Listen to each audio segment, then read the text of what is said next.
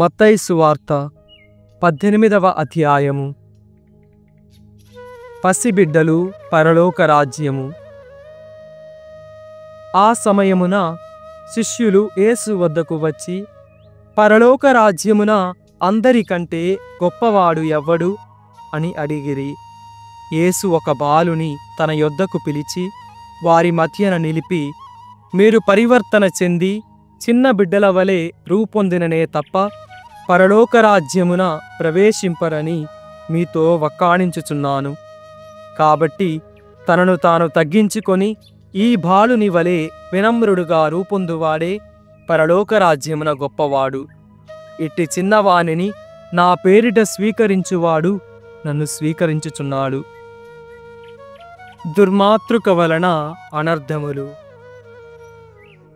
నన్ను విశ్వసించు ఈ చిన్నవారిలో ఎవ్వనినైనా పాపమునకు ప్రేరేపించుట కంటే అట్టివాని మెడకు తిరుగటి రాయి కట్టి అగాధ సముద్రములో పడద్రోయిత వానికి మేలు. ఆటంకములతో కూడిన ప్రపంచమా అనర్థము. ఆటంకములు తప్పవు, కాని అందుకు కారకుడైన వానికి అనర్థము. నీ చేయి కాని నీ కాలు కాని నీకు పాపకారణమైనచో దానిని నరికి పారవేయుము. కాళ్ళు చేతులతో ఆరని అగ్నిలో దహింపబడుట కంటే అంగహీనుడవై అమరజీవము పొందుట మేలు. నీ కన్ను నీకు పాపకారణమైనచో దానిని పెరికి పారవేయుము. 2 కనులతో నీవు నరకాగ్నిలో దహింపబడుట కంటే ఒంటి కంటితో నిత్యజీవము పొందుట మేలు. ఈ చిన్నవారిలో ఎవ్వరిని తృణీకరింపకుడు. ఏలయన వీరి దూతలు పరలోకమందుండు నా తండ్రి సముఖమున సదా నిలిచియున్నారని మీతో నిశ్చయముగా చెప్పుచున్నాను. త్రోవ తప్పిన గొర్రె. మనుష్య కుమారుడు తప్పిపోయిన దానిని వెదకి రక్షింపవచ్చియున్నాడు. ఒకడు తనకున్న 100 గొర్రెలలో ఒకటి తప్పిపోయినచో తక్కిన 99 ఆ పర్వత ప్రాంతముననే విడిచి దానిని వెదకుటకు పోడా, అది దొరికినప్పుడు తప్పిపోని తక్కిన 99 కంటే దాని విషయమై ఎక్కువగా సంతసించును అని నిశ్చయముగా చెప్పుచున్నాను. ఆ రీతిగా ఈ పసిబాలురలో ఒకడైనను నాశనమగుట పరలోకమందుండు మీ తండ్రి చిత్తము కాదని తెలిసికొనుడు. సోదరుని సరిదిద్దుట. నీ సోదరుడు నీకు విరుద్ధముగా తప్పిదము చేసిన ఎడల నీవు పోయి అతనికి తన దోషములను ఒంటరిగా నిరూపించి బుద్ధి చెప్పుము. నీ మాటలు అతడు ఆలకించిన ఎడల వానిని నీవు సంపాదించుకొనిన వాడవగుదువు. నీ మాటలను అతడు ఆలకింపని ఎడల ఒకరిద్దరును నీ వెంట తీసుకొని పొమ్ము. ఇట్లు 2-3 సాక్షులు పలుకు ప్రతి మాట స్థిరపడును. అతడు వారి మాట కూడా వినని ఎడల సంఘమునకు తెలుపుము. ఆ సంఘమును కూడా అతడు లెక్కింపని ఎడల వారిని అవిశ్వాసునిగను సుంకరిగను పరిగణింపుము. భూలోకమందు మీరు వేనిని బంధింతురో అవి పరలోకమందును బంధింపబడును. భూలోకమందు మీరు వేనిని విప్పుదురో అవి పరలోకమందును విప్పబడునని మీతో నిశ్చయముగా చెప్పుచున్నాను. భూలోకమున మీలో 2 ఏక మనస్కులై ఏమి ప్రార్థించినను పరలోకమందుండు నా తండ్రి వారికి అది ఒసగునని మీతో నిశ్చయముగా చెప్పుచున్నాను. ఏలయన ఎక్కడ 2 లేక 3 నా పేరట కూడుదురో అక్కడ నేను వారి మధ్య ఉన్నాను అనెను. క్షమాధర్మములు. ఆ సమయమున పేతురు యేసు వద్దకు వచ్చి, ప్రభూ, నా సహోదరుడు నాకు ద్రోహము చేయుచుండా నేనెన్ని పర్యాయములు అతనిని క్షమింపవలెను? 7 పర్యాయములా అని అడిగెను. అందుకు యేసు 7 కాదు 770 పర్యాయములు అని సమాధానమిచ్చెను. ఏలయన పరలోక రాజ్యము ఇట్లున్నది. ఒక రాజు తన సేవకుల నుండి లెక్కలు సరిచూచుకొనగోరెను. ఆ రాజు లెక్కలు చూచుకొన ప్రారంభింపగనే 1,000,000 వరహాల రుణస్థుడొకడు అతని సముఖమునకు తీసుకొని రాబడెను. వానికి రుణము చెల్లించు శక్తి లేనందున రాజు వాని భార్యను బిడ్డలను వానికి ఉన్నదంతయు విక్రయించి ఆ రుణము తీర్పవలనని ఆజ్ఞాపించెను. అప్పుడు ఆ సేవకుడు అతని కాళ్లపై పడి, కొంత ఓపిక పట్టుము, నీ రుణమంతయు చెల్లింతును అని వేడుకొనెను. ఆ రాజు వానిపై దయచూపి అతనిని విడిచిపెట్టెను. వాని అప్పును కూడా క్షమించెను. కాని అదే సేవకుడు వెలుపలికి వెళ్ళి తనకు కొంత ధనము రుణపడి ఉన్న తన తోడి సేవకులలో నొకనిని చూచి, నీ అప్పు చెల్లింపుము అని గొంతు పట్టుకొనెను. ఆ తోడి సేవకుడు అప్పుడు సాగిలపడి, కొంచెము ఓపిక పట్టినా నీ రుణమంతయు చెల్లింతును అని ప్రాధేయపడెను. అందులకు వాడు అంగీకరింపక రుణము తీర్చు వరకు వానిని చెరసాలలో వేయించెను. ఇది చూచిన తోడి సేవకులు ఎంతో బాధపడి జరిగినది అంతయు తమ యజమానునకు ఎరిగించిరి. అప్పుడు ఆ యజమానుడు వానిని పిలిపించి, నీచుడా, నీవు నన్ను ప్రార్థించుటచే నీ రుణమంతయు క్షమించితిని. నేను నీ పట్ల దయచూపినట్లు నీవు నీ తోడి సేవకునిపై దయచూపవలదా అని మండిపడి బాకీనంతయు చెల్లించు వరకు వానిని తలారులకు అప్పగించెను. కనుక ఈ విధముగా మీలో ఒక్కొక్కడు తన సోదరుని హృదయపూర్వకముగా క్షమింపని ఎడల పరలోకమందలి నా తండ్రియు మీ ఎడల అట్లే ప్రవర్తించును. 19వ అధ్యాయము. తన ఉపదేశమును ముగించిన పిదప యేసు గలిలియా సీమను వీడి యోర్దాను నదికి ఆవలనున్న యూదయ ప్రాంతమును చేరెను. గొప్ప జనసమూహములు ఆయనను వెంబడింపగా వారిని అచట స్వస్థపరచెను. విడాకుల సమస్య. యేసును పరీక్షించుటకై పరిసయ్యులు వచ్చి, ఏ కారణము చేతనైనా ఒకడు తన భార్యను పరిత్యజించుట చట్టబద్ధమా అని ప్రశ్నించిరి. ప్రారంభము నుండి సృష్టికర్త వారిని స్త్రీ పురుషులనుగా సృజించినట్లు మీరు చదువలేదా? ఈ కారణము చేతనే పురుషుడు తల్లిని తండ్రిని విడిచి తన భార్యను హత్తుకొనియుండును. వారు ఇరువురు ఏక శరీరులై ఉందురు. కనుక వారిరువురు భిన్న శరీరులు కాక ఏక శరీరులై ఉన్నారు. దేవుడు జతపరిచిన జంటను మానవమాత్రుడు పేరుపరుపరాదు అని యేసు పలికెను. అటులైన విడాకుల పత్రమునిచ్చి భార్యను విడనాడవచ్చునని మోషే ఏల ఆజ్ఞాపించెను అని పరిసయ్యులు తిరిగి ప్రశ్నించిరి. మీ హృదయ కాఠిన్యమును బట్టి మీ భార్యలను మీరు విడనాడుటకు మోషే అనుమతించనే కాని ఆరంభము నుండి ఇట్లు లేదు. వ్యభిచార కారణమున తప్ప తన భార్యను విడనాడి మరి ఒకతను వివాహమాడువాడు వ్యభిచారియగును అని యేసు ప్రత్యుత్తరమిచ్చెను. అప్పుడు శిష్యులు భార్యాభర్తల సంబంధము ఇట్టిదైనచో వివాహమాడకుండుటయే మేలుతరము అనిరి. అందుకు యేసు, దైవానుగ్రహము కలవారికే గాని మరెవ్వరికిని ఇది సాధ్యపడదు. కొందరు పుట్టుకతోనే నపుంసకులుగా పుట్టుచున్నారు, మరికొందరు పరులచే నపుంసకులుగా చేయబడుచున్నారు. పరలోక రాజ్యము నిమిత్తమై తమకు తాము నపుంసకులు అయినవారు కొందరున్నారు. గ్రహింపగలిగిన వాడు గ్రహించునుగాక అని పలికెను. పసిబిడ్డలకు దీవెనలు. ఆ సమయమున కొందరు తమ బిడ్డలపై చేతులు చాచి ప్రార్థింపుమని యేసు వద్దకు తీసుకొని రాగా శిష్యులు వారిని ఆటంకపరిచిరి. చిన్న బిడ్డలను నా యొద్దకు రానిండు, వారలను ఆటంకపరుపకుడు, ఏలయన అట్టివారిదే పరలోక రాజ్యము అని పలికి వారి మీద చేతులుంచి యేసు అచట నుండి వెడలిపోయెను. ఒక ధనికుడు.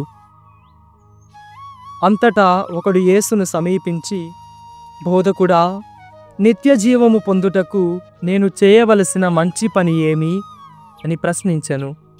మంచిని గూర్చి నన్నేల ప్రశ్నించదవు? మంచివాడు ఒక్కడే. నిత్య జీవము పొందగోరినచో దైవాజ్ఞలను ఆచరింపుము అని యేసు సమాధానమిచ్చెను. ఆ దైవాజ్ఞలు ఏవి అని అతడు తిరిగి ప్రశ్నించెను. అందుకు యేసు, నరహత్య చేయకుము, వ్యభిచరింపకుము, దొంగిలింపకుము, అబద్ధ సాక్ష్యములు పలుకకుము, తల్లిదండ్రులను గౌరవింపుము, నిన్ను నీవు ప్రేమించుకొనున్నట్లే నీ పొరుగువానిని నీవు ప్రేమింపుము అనెను. అంతటా అతడు యేసుతో, ఇవి అన్నియు ఆచరించుచుంటిని, ఇంకను నాకు లోటు ఏమి అని అడిగెను. నీవు పరిపూర్ణుడవు కాగోరినచో వెళ్ళి నీ ఆస్తిని అమ్మి బీదలకు దానము చేయుము, అప్పుడు పరలోకమందు నీకు ధనము కలుగును. నీవు వచ్చి నన్ను అనుసరింపుము అని ఆయన సమాధానమిచ్చెను. ఆ యువకుడు అధిక సంపద గలవాడగుటచే ఆ మాట విని బాధతో వెళ్ళిపోయెను. అంతట యేసు తన శిష్యులతో, ధనవంతుడు పరలోకరాజ్యమున ప్రవేశించుట కష్టము, ధనవంతుడు దేవుని రాజ్యమున ప్రవేశించుట కంటే ఒంటె సూది బెజ్జములో దూరిపోవుట సులభతరము అని మరలా మీతో రూఢిగా చెప్పుచున్నాను అనెను. శిష్యులు ఈ మాటలు విని మిక్కిలి ఆశ్చర్యపడి, అట్లయినా ఎవడు రక్షణము పొందగలడు అనిరి. అందుకు యేసు శిష్యులతో, మానవులకు ఇది అసాధ్యము, కాని దేవునికి సమస్తము సాధ్యమే అని పలికెను. అప్పుడు పేతురు యేసుతో, మేము సమస్తమును త్యజించి నిన్ను అనుసరించితిమి, మాకు ఏమి లభించును అనెను. అందుకు యేసు, నూతన ప్రపంచమున పునరుత్థాన సమయమున మనుష్య కుమారుడు తన మహిమాన్వితమైన సింహాసనమున ఆసీనుడైనప్పుడు నన్ను అనుసరించిన మీరును 12 ఆసనములపై కూర్చుండి ఇశ్రాయేలు 12 గోత్రములకు తీర్పు తీర్చెదరు. నా నిమిత్తము గృహములను గాని, సోదరులను గాని, సోదరీలను గాని, తల్లిని గాని, తండ్రిని గాని, బిడ్డలను గాని, భూములను గాని త్యజించిన ప్రతి వాడు 100 పొంది నిత్య జీవమునకు వారసుడగును. అయినను మొదటివారు అనేకులు కడపటివారు అగుదురు, కడపటివారు మొదటివారు అగుదురు అని మీతో నిశ్చయముగా చెప్పుచున్నాను అనెను. 20వ అధ్యాయము.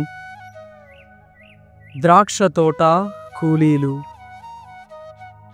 పరలోక రాజ్యము ఈ ఉపమానమును పోలియున్నది. ఒక యజమానుడు తన ద్రాక్ష తోటలో పని చేయుటకు పనివారులకై ప్రాతకాలమున బయలుదేరెను. అతడు రోజునకు 1 దీనారము చొప్పున ఇచ్చెదనని కూలీలతో ఒప్పందము చేసుకొని వారిని తన తోటకు పంపెను. తిరిగి ఆ యజమానుడు 9 గంటల సమయమున బయటకు వెళ్ళి అంగడి వీధిలో పని కొరకు వేచియున్న కొందరిని చూచి, మీరు నా తోటకు వెళ్ళి పనిచేయుడు, తగిన వేతనమునిచ్చెదను అనెను. వారు అట్లే వెళ్ళిరి. తిరిగి 12 గంటలకు మరలా 3 గంటలకు ఆ యజమానుడు అట్లే మరికొందరు పనివారిని పంపెను.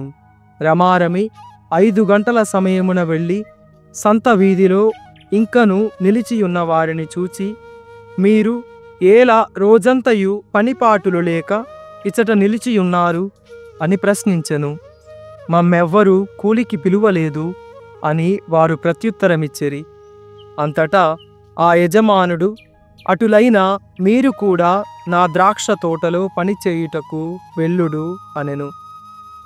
సాయంత్రమున ఆ యజమానుడు తన గృహ నిర్వాహకునితో ద్రాక్ష తోటలో పనిచేసిన వారిని పిలిచి, చివర వచ్చిన వారితో ప్రారంభించి తొలుత వచ్చిన వారి వరకు వారి వారి కూలినిమ్ము అనెను. అట్లే 5 గంటలకు పనిలో ప్రవేశించిన వారికి తలా 1 దీనారము లభించెను. తొలుత పనిలో ప్రవేశించిన వారు తమకు ఎక్కువ కూలి వచ్చునని తలంచిరి. కాని వారు కూడా తలకొక దీనారమునే పొందిరి. వారు దానిని తీసుకొని యజమానునితో, పగలంతయు మండు టెండలో శ్రమించి పనిచేసిన మాకును చిట్ట చివర 1 గంట మాత్రమే పనిచేసిన వారికిని సమానముగా కూలినిచ్చితివేమి అని గొణగుచు పలికిరి. అంతట యజమానుడు, వారిలోనొకరిని చూచి, మిత్రమా, నేను నీకు అన్యాయము చేయలేదు. రోజునకు 1 దీనారము చొప్పున నీవు ఒప్పుకొనలేదా? నీ కూలి నీవు తీసుకొని పొమ్ము. నీకు ఇచ్చినంత కడపటి వానికిని ఇచ్చుట నా ఇష్టము. నా ధనమును నా ఇచ్చ వచ్చినట్లు వెచ్చించుకొను అధికారము నాకు లేదా? లేక నా ఉదారత నీకు కంటగింపుగానున్నదా అని పలికెను. ఇట్లే మొదటివారు కడపటివారగుదురు, కడపటివారు మొదటివారగుదురు అని యేసు పలికెను. మరణ పునరుత్థానములు. యేసు యెరూషలేమునకు పోవుచు మార్గమధ్యమున 12 శిష్యులతో ఇట్లనెను, ఇదిగో, మనము ఇప్పుడు యెరూషలేమునకు పోవుచున్నాము. అచట మనుష్య కుమారుడు ప్రధానార్చకులకు, ధర్మశాస్త్ర బోధకులకు అప్పగింపబడును. వారు ఆయనకు మరణదండన విధించి అన్యజనులకు అప్పగింతురు. వారు ఆయనను అవహేళన మొనర్చి కొరడాలతో కొట్టి సిలువ వేయుదురు. కాని ఆయన 3వ రోజున లేపబడును. సేవాభావన. అంతటా జెబెదాయి కుమారుల తల్లి తన కుమారులతో యేసు వద్దకు వచ్చి మోకరించి ఒక మనవి చేయబోగా, నీ కోరిక ఏమి అని యేసు ఆమెను అడిగెను. అందుకు ఆమె, నీ రాజ్యములో నా 2 కుమారులలో ఒకడు నీ కుడి వైపున, ఒకడు నీ ఎడమ వైపున కూర్చుండ సెలవిమ్ము అని మనవి చేసెను. అందులకు యేసు, మీరు కోరినదేమియో మీరెరుగరు. నేను పానము చేయు పాత్ర నుండి మీరు పానము చేయగలరా అని పలుకగా, చేయగలము అని వారిరువురు సమాధానమిచ్చిరి. అందుకు యేసు, మీరు నా పాత్ర నుండి పానము చేసెదరు, కాని నా కుడి ఎడమల కూర్చుండజేయునది నేను కాదు, నా తండ్రి ఏర్పరిచిన వారికే అది లభించును అనెను. తక్కిన 10 శిష్యులు దీనిని వినినప్పుడు ఆ 2 సోదరులపై కోపపడిరి. యేసు శిష్యులను కూడబిలిచి వారితో ఇట్లనెను, ఈ లోకమున పాలకులు ప్రజలను నిరంకుశముగా పరిపాలించుచున్నారు. పెద్దలు వారిపై అధికారము చెలాయించుచున్నారు. ఇది మీకు తెలియను గదా? కాని మీరు ఇట్లుండరాదు. మీలో ఎవడైనా గొప్పవాడు కాదలచిన అతడు మీకు సేవకుడుగా ఉండవలయును. మరియు మీలో ఎవడైనా ప్రథముడు కాదలచిన అతడు మీకు దాసుడై ఉండవలయును. అట్లే మనుష్య కుమారుడు సేవించుటకే కాని సేవింపబడుటకు రాలేదు. ఆయన అనేకుల విమోచన క్రయధనముగా తన ప్రాణమును ధారపోయుటకు వచ్చెను. దృష్టిదానము. యేసు ఎరికో నుండి పయనమై పోవుచుండగా మహాజన సమూహము ఆయనను వెంబడించెను. యేసు ఆ మార్గమున పోవుచున్నాడని విని త్రోవ ప్రక్కన కూర్చుండిన 2 గుడ్డివారు, ప్రభూ, దావీదు కుమారా, మాపై దయచూపుము అని కేకలు వేసిరి. జనసమూహము గ్రుడ్డివారిని ఊరకుండుడు అని కసురుకొనెను. కాని వారు, దావీదు కుమారా, ప్రభూ, మమ్ము కరుణింపుము అని మరింత బిగ్గరగా అరచిరి. అప్పుడు యేసు నిలిచి వారిని పిలిచి, నేను మీకేమి చేయగోరుచున్నారు అని అడిగెను. అంతట వారు, ప్రభూ, మాకు దృష్టిని దయచేయుడు అని మనవి చేసుకొనిరి. యేసు కనికరించి వారి నేత్రములను తాకెను. వెంటనే వారు దృష్టిని పొంది ప్రభువును వెంబడించిరి. 21వ అధ్యాయము. పురప్రవేశము. వారు యెరూషలేము సమీపించుచు ఓలీవు కొండ దగ్గరనున్న బెత్ఫగే అను గ్రామము చేరిరి. యేసు తన శిష్యులను 2 పంపుచు వారితో, మీరు ఎదుటనున్న ఆ గ్రామమునకు వెళ్ళుడు. వెళ్ళిన వెంటనే మీరచట కట్టివేయబడి ఉన్న ఒక గాడిదను దాని పిల్లను చూచెదరు. వానిని విప్పి నా యొద్దకు తోలుకొని రండు. ఎవడైనా మిమ్ము ఆక్షేపించిన ఎడల ప్రభువునకు వాటితో పనియున్నదని తెలుపుడు. వెంటనే అతడు వాటిని తోలుకొని పోనిచ్చును అని చెప్పెను. ప్రవక్త పలికిన ప్రవచనము నెరవేరునట్లు ఇది జరిగెను. ఇదిగో, నీ రాజు నీ యొద్దకు వచ్చుచున్నాడు, అతడు వినమ్రుడు, చిన్నది అయిన గాడిద పిల్లపై ఎక్కి వచ్చుచున్నాడు అని సియోను కుమార్తెతో చెప్పుడు. కాబట్టి శిష్యులు వెళ్ళి యేసు తమకు ఆజ్ఞాపించిన ప్రకారము చేసిరి. వారు ఆ గాడిదను దాని పిల్లను తోలుకొని వచ్చి వాటిపై తమ వస్త్రములను పరవగా యేసు వాటిపై కూర్చుండెను. జనసమూహములో అనేకులు దారి పొడవునా తమ వస్త్రములను పరచిరి. కొందరు చెట్ల రెమ్మలను నరికి మార్గమున పరచిరి. యేసుకు ముందు వెనుక వచ్చుచున్న జనసమూహము, దావీదు కుమారా హోసన్న, ప్రభువు పేరిట వచ్చువాడు స్తుతింపబడునుగాక, సర్వోన్నతమున హోసన్న అని విజయధ్వానములు చేయుచుండెను. ఆయన యెరూషలేము నగరము ప్రవేశించినప్పుడు ఈయన ఎవరో అని ప్రజలలో కలకలము కలిగెను. ఈయన గలిలియలోని నజరేతు నుండి వచ్చిన ప్రవక్తయగు యేసు అని ఆ జనసమూహము పలికెను. దేవాలయము, ప్రార్థనాలయము. అంతట యేసు దేవాలయములో ప్రవేశించి క్రయ విక్రయములను చేయు వారిని బయటికి వెడలగొట్టి, డబ్బులు మార్చువారి బల్లలను, పావురములను అమ్మువారి పీటలను పడద్రోసి, నా ఆలయము ప్రార్థనాలయము అనబడును అని వ్రాయబడి ఉన్నది, కాని మీరు దానిని దొంగల గుహగా చేయుచున్నారు అనెను.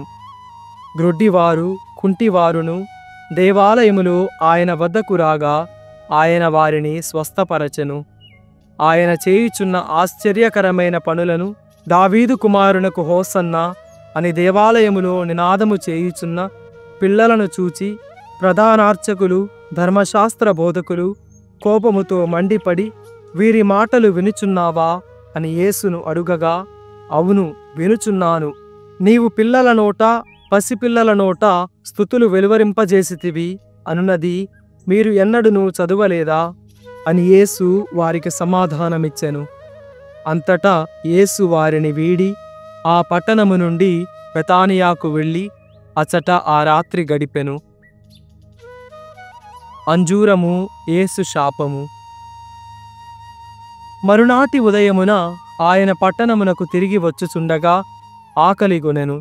ఆ త్రోవ ప్రక్కనున్న అంజూరపు చెట్టును చూచి దానిని సమీపించి దానికి ఆకులు తప్ప మరేమియూ లేకుండుట చూచి, నీవు ఎన్నటికీ ఫలింపకుందువుగాక అని శపించెను. తక్షణమే అది ఎండిపోయెను.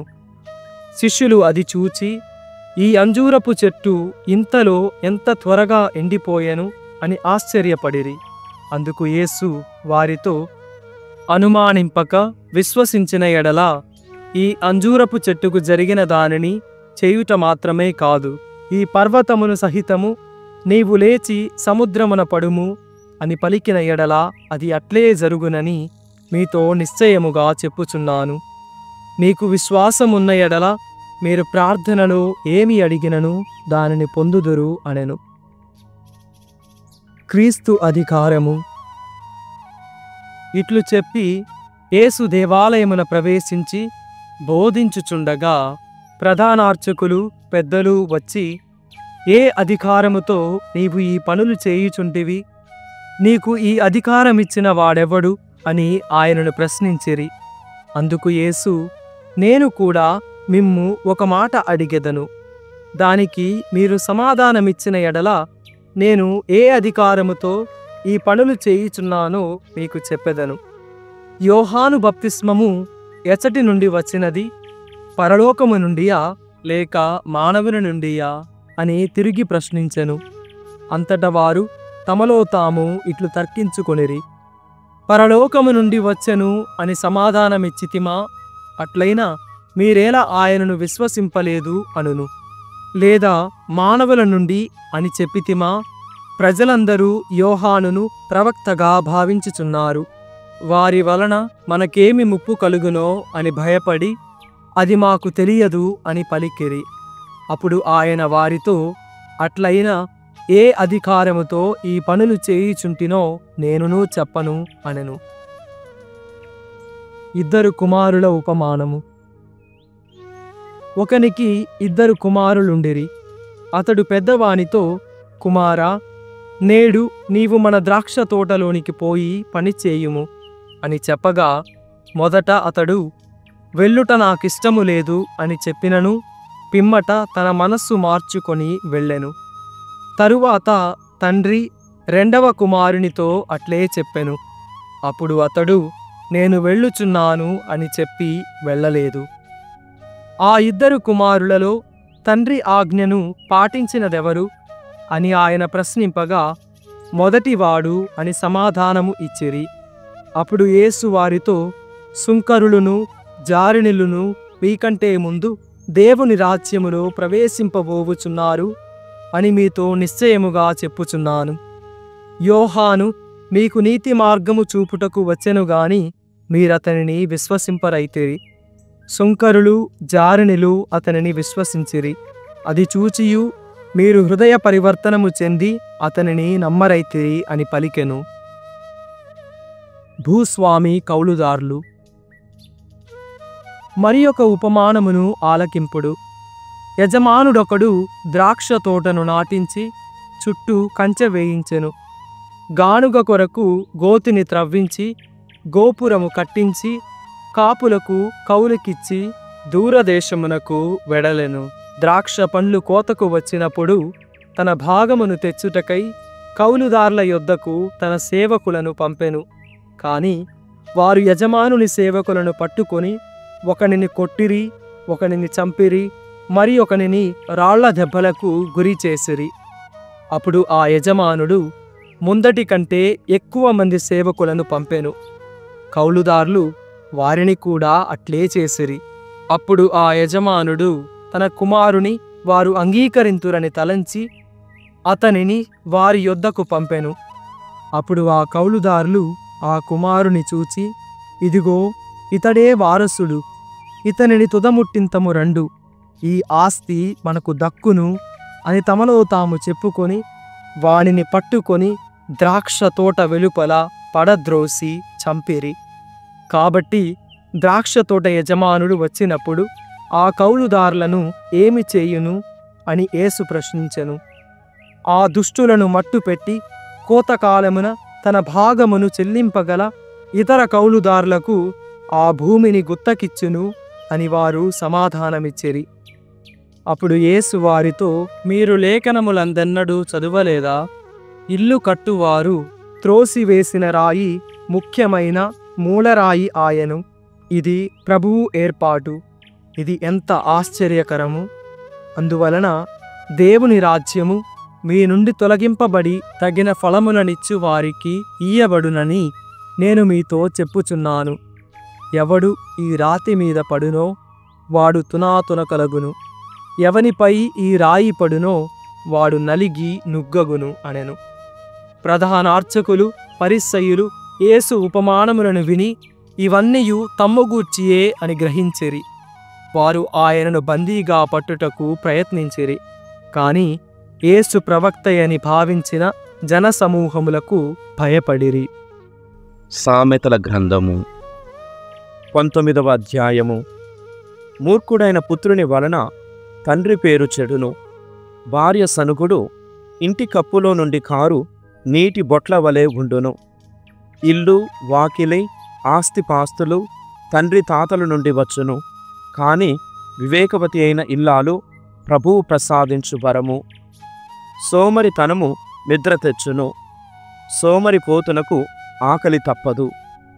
ప్రభువు ఉపదేశమును పాటించువాడు బ్రతుకును, దానిని అనాదరము చేయువాడు మృత్యువు వాతపడును.